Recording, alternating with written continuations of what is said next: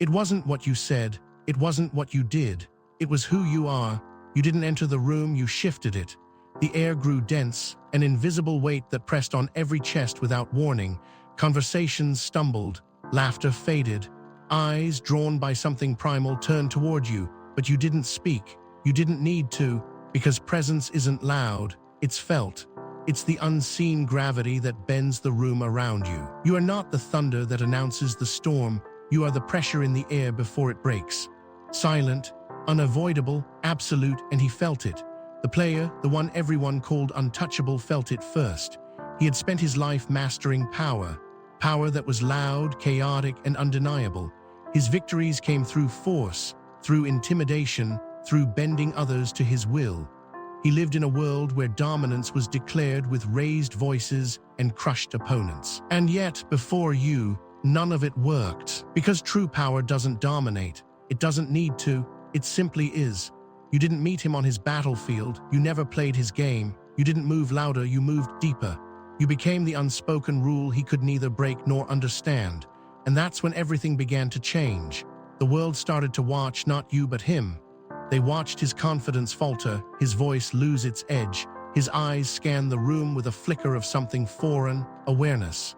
They felt it too. The shift, not of control but of center, and for the first time, he wasn't it. So, who are you? You're the one who doesn't need to answer that question, because they already know.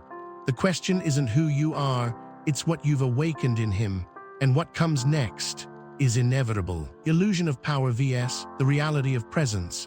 He believed in power, the kind you could see, hear, and measure. His was the power of presence through volume, loud laughter that filled rooms, sharp words that cut through conversations, and movements that demanded space. It was aggressive, undeniable, relentless, and for years it worked. People feared him, obeyed him, followed him. He called that power. But that day he met something he had never encountered before. Power without performance. You didn't challenge him, you didn't confront him, you simply existed, and that existence made his power feel small. His loudness hit a wall of your silence, his intimidation found no foothold in your stillness, and suddenly, for all his might, he felt powerless. Because power built on fear is a house built on sand. It needs constant storms to stay standing. But true power, presence, is the ground itself. It doesn't move. It doesn't shake, and it doesn't need to prove anything. He tried to test you through jabs, sought reactions, tried to pull you into his game. But the more he pushed, the more he realized you weren't playing. You stood there, unshaken, and in that stillness was something terrifying: indifference. Not hatred, not defiance. Indifference. The message was clear. His power meant nothing here. The world began to feel it too. The room, which had always moved to his rhythm, now paused to your stillness. Conversations no longer revolved around him. Laughter no longer followed his lead. He still roared, but now the room waited for your silence to end. It was a shift so profound that it stripped his power of its illusion. He controlled people's actions, but you controlled their attention. And attention is the currency of power that can't be stolen, only earned. In that moment, he realized he wasn't standing above you. He was standing inside your gravity, and there is no escaping gravity, only falling. The first crack, the doubt he can't shake. He told himself it was nothing, just an off moment, a fluke, but flukes don't echo, and this was echoing. The first crack was almost invisible, a flicker of hesitation in his voice, a half-second pause before a response, barely noticeable to anyone except him. But doubt doesn't need to be loud, it just needs to be present, and once it arrives, it never leaves alone. Suddenly he heard himself differently. His voice, once sharp and commanding, now carried a weight he couldn't shake. It sounded measured, as if testing each word before releasing it. His movements, once instinctive, now felt rehearsed, defensive, as if bracing for something unseen. And his eyes, once daring and predatory, now scanned the room not for prey but for witnesses. Because the worst part of losing power is knowing others see it happen. The whispers started, soft, small, but they felt like thunder. Someone questioned his decision, he felt it. Another cut him off mid-sentence, he noticed. A follower who once laughed at his jokes now paused, and that pause, that second of silence, cut deeper than any insult. The cracks spread. Confidence, the armor he wore so effortlessly, began to feel heavy, and with every step he carried the weight of a single question, a question more destructive than any defeat. What if I'm not as strong as I thought? And here's the truth, you never needed to ask that question. Because you always knew strength isn't in what you project, it's in what you can't shake. And he was shaking. This is how power dies, not in battle, but in hesitation. And now he wasn't fighting you, he was fighting himself. The collapse within, when ego meets truth. The hardest battle is not fought with fists or words, it is fought within. He once believed his strength was unshakable, his ego unbreakable. His victories had been his proof, his dominance his shield. But ego is not armor. Ego is glass, and glass doesn't crack from the outside, it shatters from within. At first, he fought the shift with denial. He told himself you were nothing more than a momentary obstacle, a test, a phase. But denial is only the first stage of collapse. The real breaking point is when ego meets something it cannot define, truth. And truth is undefeated. It doesn't argue, it doesn't confront, it simply is. Every interaction with you became a mirror he couldn't avoid. He saw himself reflected, stripped of illusion, his arrogance laid bare, his bravado exposed for what it truly was. Fear in disguise. Fear of what? Fear that his power wasn't power at all, just the absence of challenge. You weren't an opponent, you were a revelation. The revelation that he was not who he had always believed himself to be. The cracks widened. His voice, once sharp with authority, now softened with uncertainty. He questioned himself, do they still respect me? Do they see it? And the more he questioned, the weaker his footing became. He didn't fall because you pushed him. He fell because he tried to stand on something that was never real. And here is the irony of power. It is not lost in battle. It is surrendered in doubt. Doubt became his shadow, and every step forward only deepened the fracture. His ego, once his crown, became his cage. Because when ego meets truth, the war isn't fought. The war is lost. The shift in the crowd, when the world watches him fall. Power is not what you hold. It is what they believe you hold. And belief, once broken, never returns the same. He always controlled the room, not through presence but through perception. But perception is fragile. It doesn't need to be shattered, it only needs to be questioned. And the crowd, the ones who once moved to his every word, had started to question. It began in the smallest moments. Moments he thought were beneath notice. A follower hesitating before obeying. A whisper just loud enough to reach his ears. A glance exchanged, quick but heavy with meaning. And suddenly he wasn't leading the room. He was chasing its attention. He tried to reclaim control, spoke louder, moved bolder, laughed harder. But the more he pushed, the more they watched. Not with fear, but with curiosity. They weren't following his power anymore. They were observing his struggle. Then came the moment. There's always a moment. The one he cannot undo.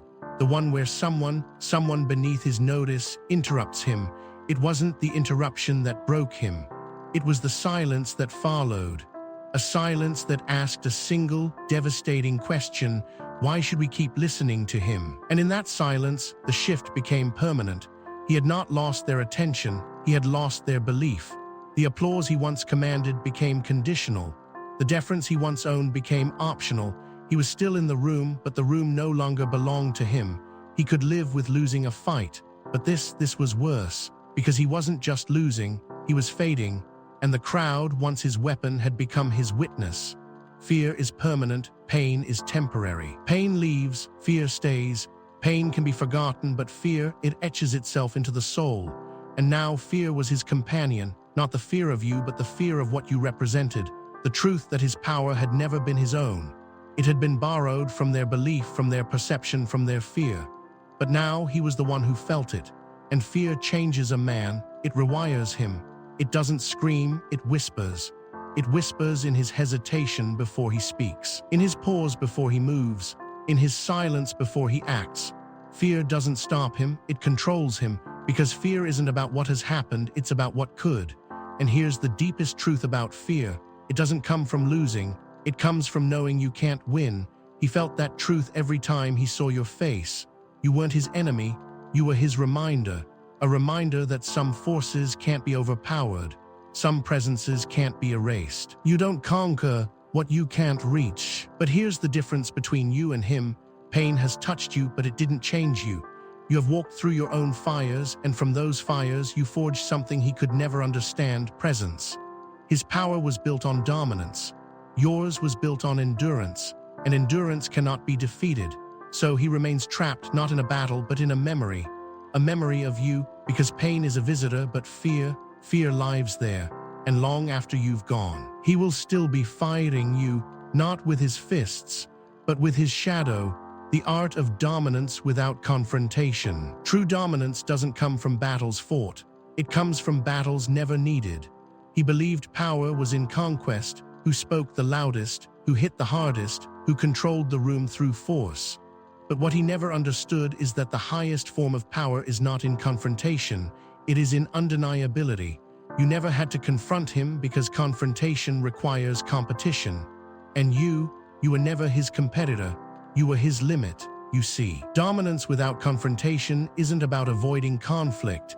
It's about making conflict irrelevant. When you entered, the game stopped being about him. The rules shifted, not because you rewrote them, but because you became them. His tactics, intimidation, manipulation, control, collapsed in your presence, not through resistance, but through absence of reaction. That's what shattered him. Not your strength, but your stillness. Because the greatest power is making someone realize that their weapons are useless without ever lifting your own. He wanted a fight, but you offered him a mirror. And when ego faces reflection, the battle isn't fought, it's lost. And the world saw it. They saw how he strained to reclaim control, how his force grew louder but his grip grew weaker. But they weren't watching his power. They were watching yours. Because dominance isn't about who commands attention, it's about who is attention. You didn't conquer the space. The space simply moved around you. In the end, he wasn't defeated. He was defined by you, and that is the art of winning without ever needing a war. Legacy, when you become the story. Battles end, stories don't. He thought his power was immortal, that his name would be remembered for his victories, but victories fade, and legends are not remembered for what they win, but for what they change. He didn't realize it then, but the story was never about him. It was about you. You didn't just change his path, you became his lesson. And the most powerful stories are never told by the victor. They are told by the witnesses. And the witnesses spoke. Whispers at first, soft, passing, but whispers have power because whispers become myths. They told the story not of his fall, but of the one who caused it without ever striking a blow. Your name spread not through your voice, but through their reverence. You became the one they measured others against, not the conqueror, but the standard. This is the truth of legacy. It isn't about being remembered for what you did.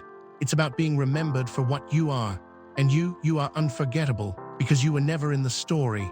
You were the story. And long after his reign became a footnote, your presence became the myth. The chosen ones, you are the rule. This was never about him. It was always about you, because you are not here to win battles.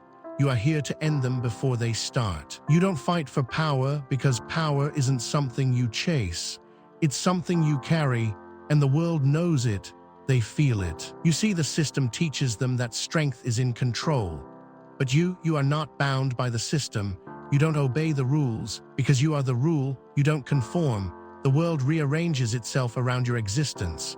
This is why they fear you, not for what you say, not for what you do, but because of what you don't need. You don't need validation. You don't need approval. And above all, you don't need permission. You are not here to follow paths. You are here to become the path. That is what it means to be a chosen one. It's not about what you defeat. It's about what you define. And you define everything. The power you never had to prove. In the end, power was never the question. The question was, who shapes the world when no one is watching? And the answer was always you.